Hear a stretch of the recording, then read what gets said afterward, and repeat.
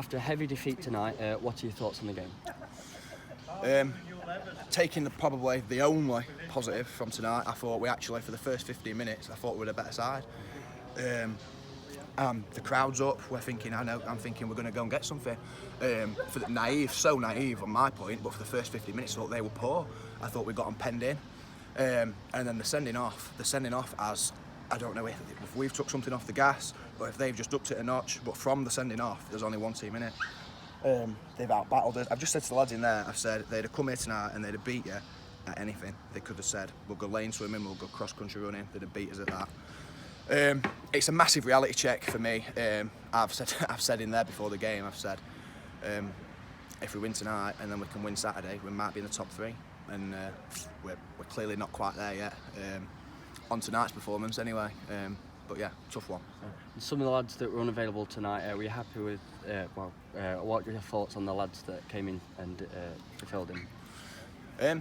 There's nobody played in the team tonight, right, that hasn't played games at this level and been successful and played well at this level, so I don't want to talk about people that weren't here. We put a team out that I thought was good enough to compete, and I still think he's good enough to compete, but something quite clearly wasn't right tonight, and yeah, we'll have to brush ourselves down and have a think about Saturday. We played 4-4 in the last couple of games. Are you going to be looking to change it at the weekend? Possibly, depends personnel-wise. I felt for Gazza a little bit in there because he's tried to get us playing. He's not quite as fit as he possibly could be, and we've had to kind of flog him a little bit in a two-man midfield to stick to what we were doing. But personnel-wise, we didn't have a great deal of options. Steve Woolley struggling, injured. Met's probably not match fit. Myself not match fit, and 2 lads from the under-21s obviously on the bench that it would have been tough to throw them in. And talking about the under-21s, how did you think Harry Holland did tonight, making his debut?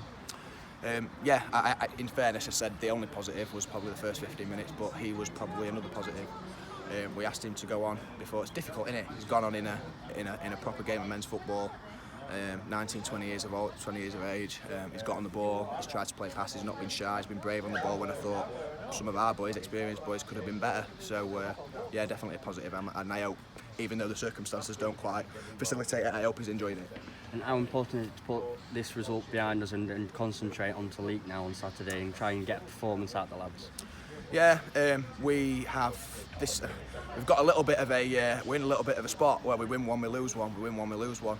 But I think today has been the first major sort of reality check on where we are, the level that we're at now. Met's has just said in there, rightly so, that we need to shake the NCL off, get rid of NCL because you can't take your foot off ever. I don't think Dave's actually made a save today, and that's not a criticism of him, it's just how clinical they were. Do you know what I mean? They've had 5 shots, they've scored 5 goals, 5 or 6 shots, scored 5 or 6 goals. Bar the first 15 minutes, I thought they were brilliant. The wingers murdered us. The 2 lads up front, big and strong, proper Evo stick football team, and yeah, good luck to them. I thought they were well and truly deserved it tonight. Good luck on Saturday. Cheers, boys.